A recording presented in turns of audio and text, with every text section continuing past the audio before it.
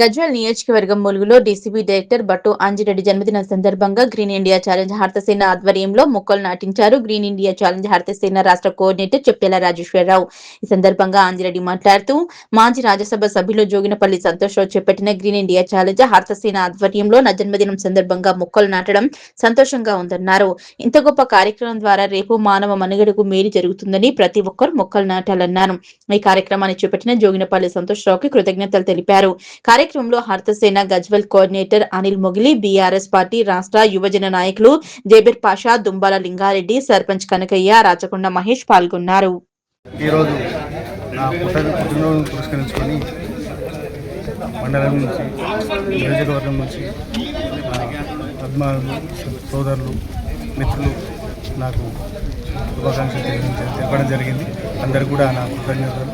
అలాగే నా పుట్టినరోజు సందర్భంగా మన గ్రీన్ ఇండియా ఛాలెంజ్ సృష్టికర్త జోగిపల్లి సంతోష్ కుమార్ గారు, వారి టీం, వారు చేస్తున్నటువంటి ఈ గొప్ప కార్యక్రమం ఏదైతే ఉందో, ఏ కార్యక్రమం శుభకార్యం జరిగినా, పుట్టినరోజు కావచ్చు, పెళ్లి రోజు కావచ్చు, మిగతా ఏ శుభకార్యం జరిగినా కూడా ఒక మొక్క పెట్టే ఆచారాన్ని దేశవ్యాప్తంగా తీసుకొచ్చినటువంటి ఈ గ్రీన్ ఇండియా టీంకు, సంతోష్ కుమార్ గారికి, అందరూ కూడా ఈ టీంకు అందరూ కూడా ధన్యవాదాలు తెలియజేస్తున్నాం.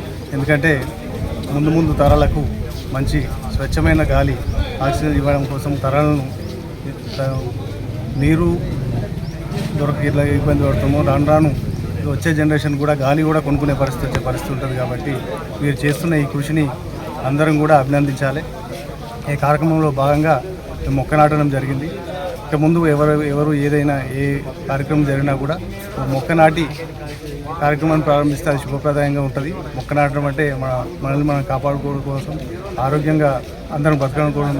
ఈరోజు మన ప్రియతమ నేత మన బట్టు ఆంజిరెడ్డి గారి జన్మదిన సందర్భంగా మన గ్రీన్ ఇండియా ఛాలెంజ్ హర్తసేన ఆధ్వర్యంలో మొక్కలు నాటడం జరిగింది. వారికి జన్మదిన శుభాకాంక్షలు తెలియజేస్తూ ప్రతి ఒక్కరు మొక్కలు నాటాలని, అలాగే ఇంత మంచి కార్యక్రమాన్ని చేపట్టినటువంటి మన జోగినపల్లి సంతోషరావు గారికి కృతజ్ఞతలు తెలియజేస్తూ అందరికీ కూడా ధన్యవాదాలు. నమస్కారం.